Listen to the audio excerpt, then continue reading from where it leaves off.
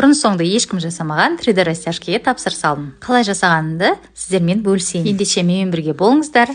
Кеттік. Ең алдымен компьютермен плоттерді қосып аламыз. Осындай жытырлақ картон керек болады, соны дайындап аламыз. Одан соң плоттердің программасына Silhouette Studioға кіреміз. Өзімізге керек дизайнды жасап аламыз. Сосын плоттерге кесуге жібереміз.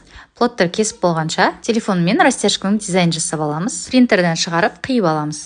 Оған дейін плоттеріміз осылай әріптердің бәрін кесіп дайындап қояды. Интернеттен осындай единорогты алып, оны да плоттермен кесіп алдым. Енді барлық детальді осындай скотчтың көмегімен жабыстыратын боламыз. Әр детальді осылай жабыстырып алдым. Болған соң осылай беттерін сүртіп шықтым. Әдемі болу үшін қасына жұлдыз қостым. Нәтижесінде осындай әдемі флажок шықты. Дәл солай барлық әріптерді жабыстырып шығамыз. Қырқынан шығаруға арналған растяжка болғандықтан клиент метрикасымен бірге жасап беріңізші деді. Сандарды осылай бөлек кесіп алып, оны да жабыстырып шықтым. Соңында осындай әдемі, ерекше, ешкімде жоқ растяжка болып шықты.